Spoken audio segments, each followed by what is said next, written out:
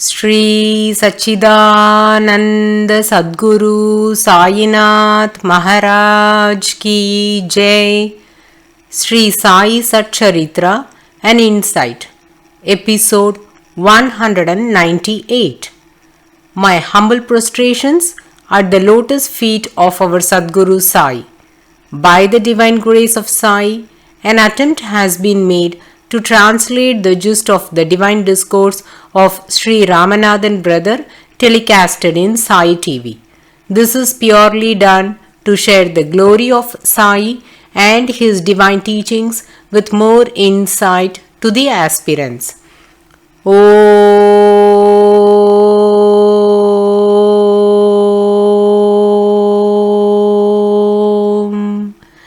Gurur Brahma, Gurur Vishnuhu, Gurur Devo Maheshwaraha, Guru Sakshat Parabrahmam, Tasmai Shri Gurave Namaha.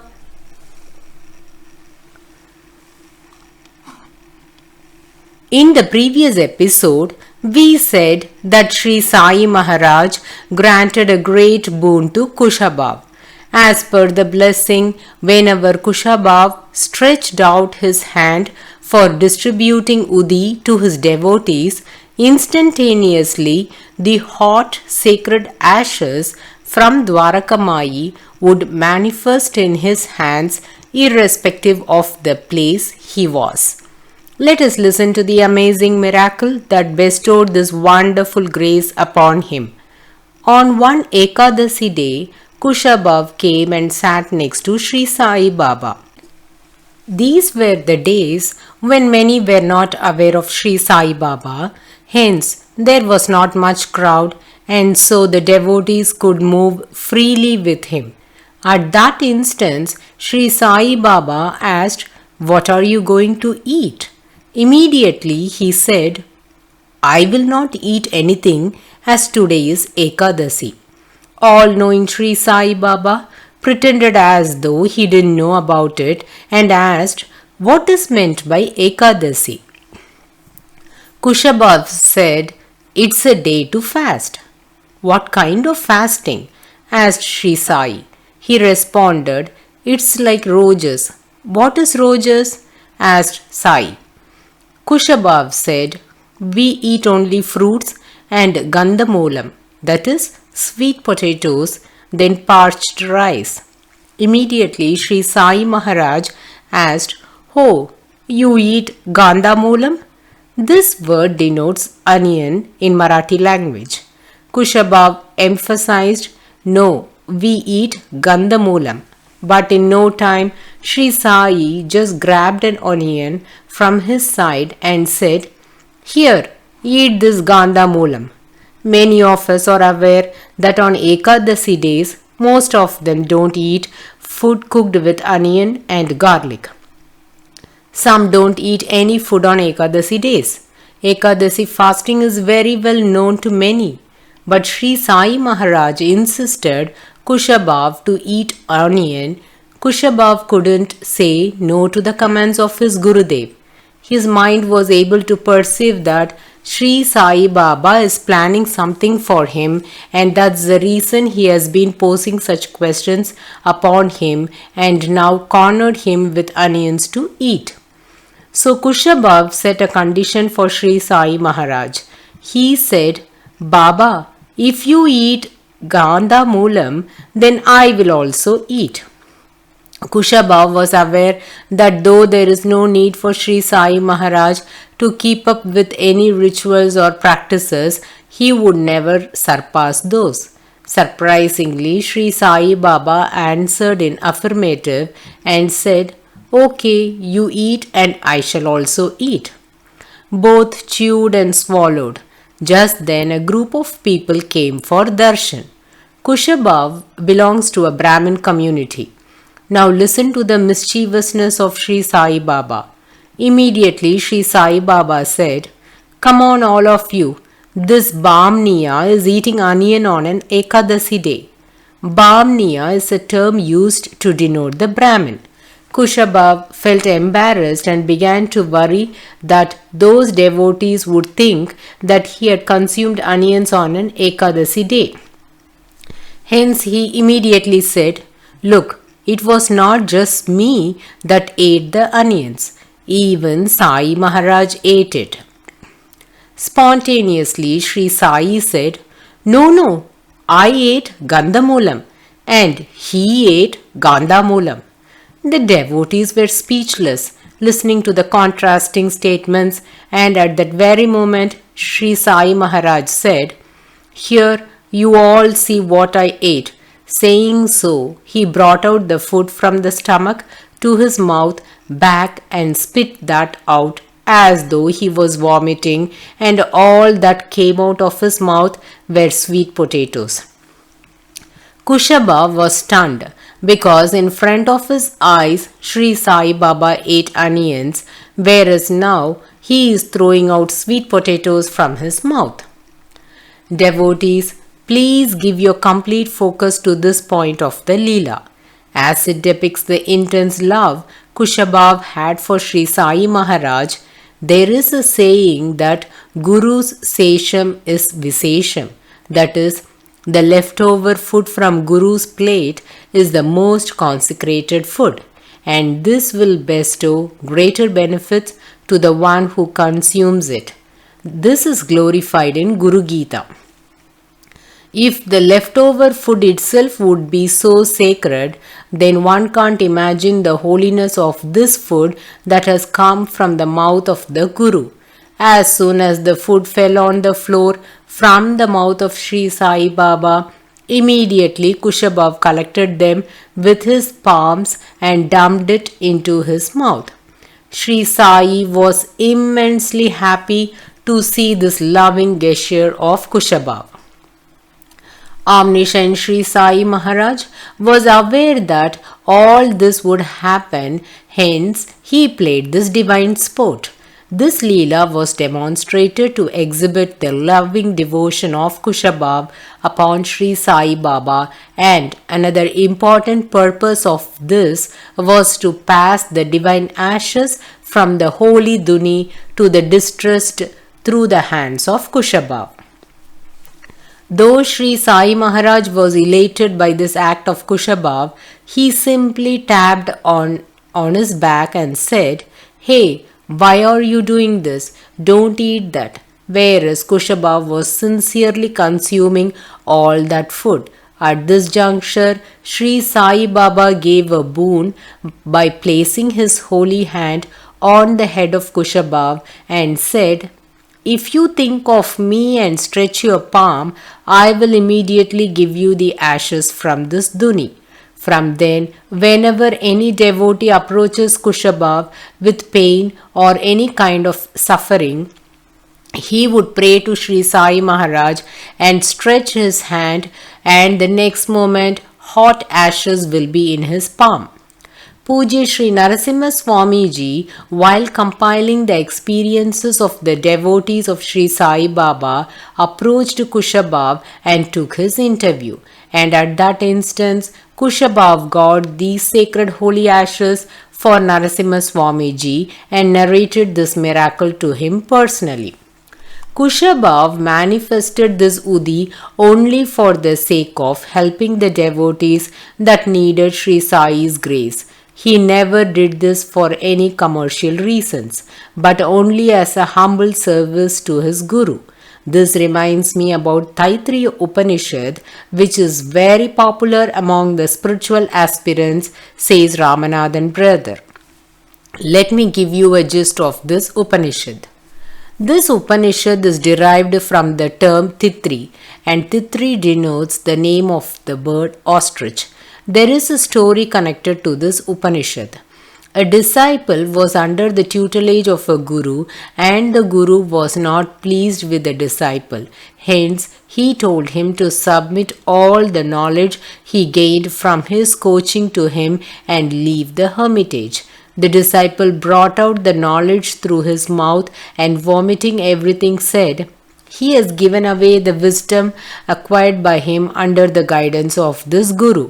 Immediately, the other disciples converted themselves into ostrich bird and consumed the materials vomited by the disciple.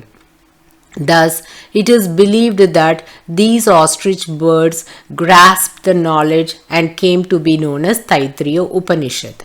This is parallel to the story of Kushabhav eating the vomited food of Sri Sai Maharaj and reaped the boon of getting the sacred ashes from the Duni at Dwarakamai and shared this blessing with the devotees of Sri Sai Maharaj. So to conclude, Sri Sai Baba was not in favor of fasting. He never encouraged his children to stay hungry on festival days or for the sake of performing any puja. Skipping cooked food on festival days is also considered as fasting. Hence, Hemat Panji emphasizes in his 142nd OV of this chapter to not keep up with such practices as it is against the principle of Sri Sai Baba. Now we shall move on to the next Leela related to Shantaram Balwant Nachne alias S.B. Nachne. He belongs to the region called Dahanu.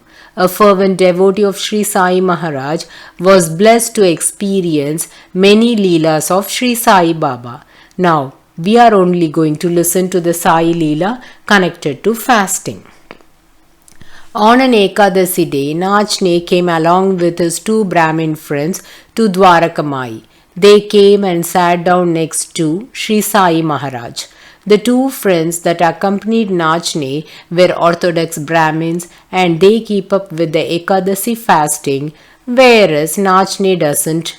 But that day, as both of his friends were fasting, he also decided to skip his food and with an empty stomach, he came and sat down with the other two in the presence of Sri Sai Maharaj.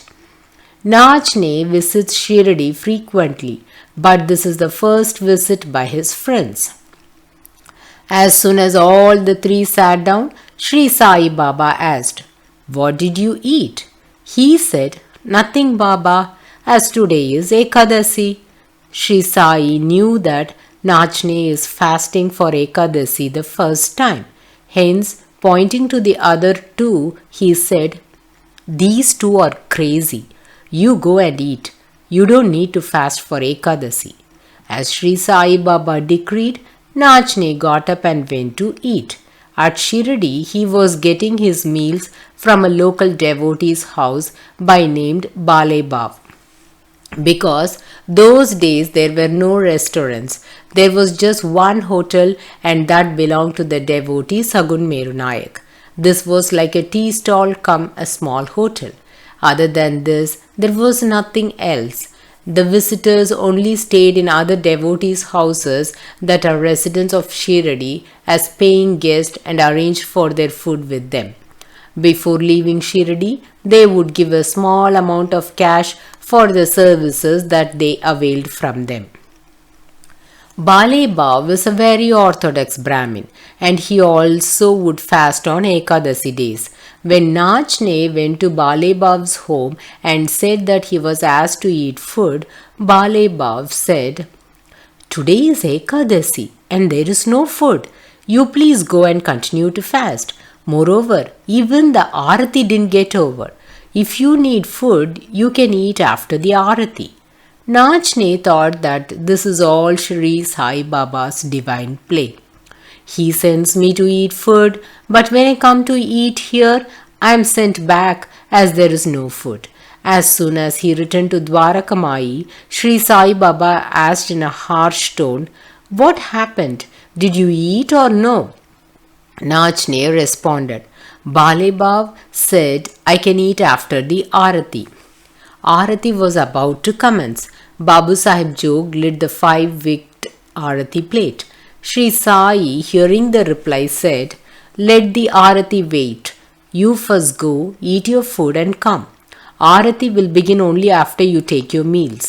In fact, at this moment, Bale Bav was also present in Dwarakamai.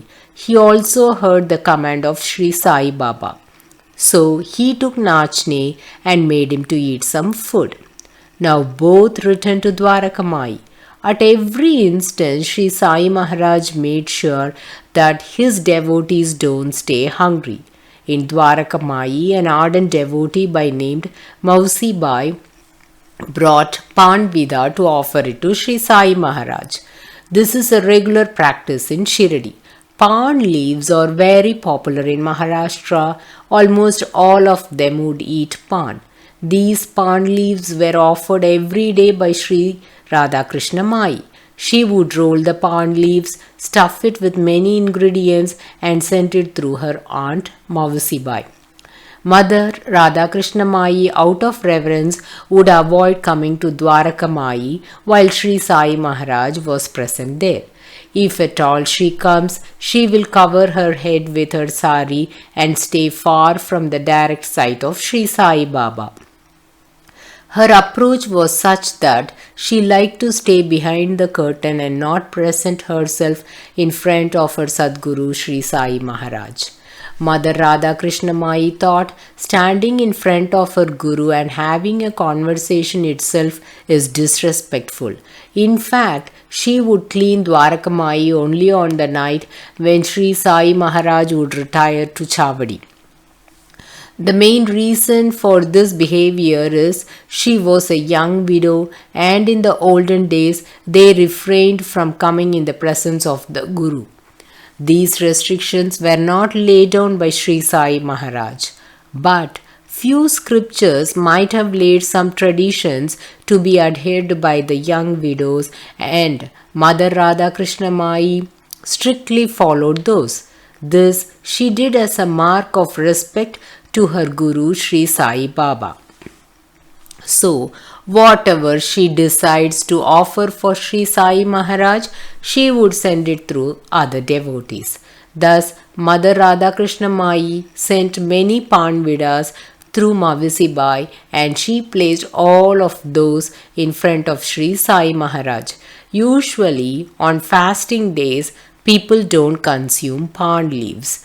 But that day, Sri Sai Maharaj picked up one of the Panvida and gave it to Nachne to chew. Hence, it is believed that Sri Sai Baba wanted people to understand that fasting and not eating pan leaves on Ekadasi days is just a superstitious belief. The core principle of this Leela is that none should fast. As a testimony to this principle, Sri Jnanananda Giri Maharaj also performed a Leela which is worth listening, and what was his views and assertions on this, we shall listen to it in the coming episode.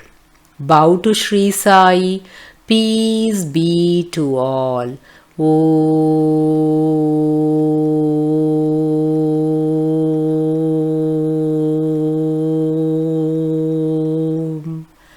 Sai Ram.